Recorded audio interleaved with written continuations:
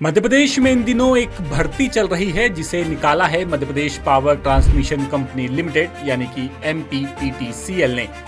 लेकिन इस भर्ती में ओबीसी वर्ग को लेकर एक पेंच फंस गया है। दरअसल अलग अलग 350 से ज्यादा पदों पर MPPTCL ने भर्ती निकाली, लेकिन सीधी भर्ती में ओबीसी वर्ग को शैक्षणिक योग्यता में कोई भी छूट नहीं दी और अब ये मामला हाईकोर्ट पहुंच गया है। और याचिका पर सुनवाई करते हुए हाईकोर्ट ने याचिकाकर्ता को भर्ती प्रक्रिया में शामिल करने का अंतरिम आदेश जारी करते हुए कंपनी से 1 हफ्ते में शपथ पत्र के साथ जवाब मांगा है। दरअसल Madhya Pradesh power transmission company limited ने 24 जून 2025 को नियमित आधार पर अलग अलग पदों के लिए भर्ती का विज्ञापन जारी किया, जिसमें सहायक अभियंता के 42 पद, विधि अधिकारी का 1 पद, कनिष्ठ अभियंता यानी कि इलेक्ट्रिकल के 114 पद, कनिष्ठ अभियंता सिविल के 10 पद, लाइन परिचारक के 20 पद, उप केंद्र परिचारक के 158 पद और सर्वेयर परिचारक के 8 पद शामिल हैं। विज्ञापन में SC, ST और EWS वर्ग के अभ्यर्थियों को शैक्षणिक योग्यता में 10% अंकों की छूट दी गई, जबकि ओबीसी वर्ग को अनारक्षित वर्ग के बराबर न्यूनतम 65% नंबर की अनिवार्यता रखी गई।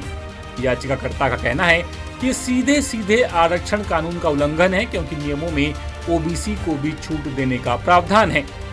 याचिकाकर्ता के वकील का कहना है कि 1995 में सामान्य प्रशासन विभाग ने अधिसूचना जारी कर ओबीसी को भी ST, SC की तरह छूट देने का निर्देश दिया था।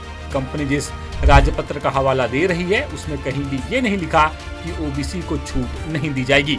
अधिवक्ता ने कंपनी के आचरण को ओबीसी विरोधी बताते हुए कहा कि विज्ञापन जारी करने वाला जिम्मेदार अधिकारी आरक्षण अधिनियम की धारा 6 के उपखंड 2 के तहत आपराधिक काम का दोषी है, जिसमें 1 साल की सजा का भी प्रावधान है। ये भी सवाल उठाया गया कि कंपनी ने किस संवैधानिक प्रावधान के तहत EWS वर्ग को 10% अंकों की छूट दी। अब इस मामले की अगली सुनवाई 22 अगस्त 2025 को होगी और देखना है कि हाईकोर्ट आगे क्या करता है। जबलपुर से विशेष संवाददाता नील तिवारी की रिपोर्ट।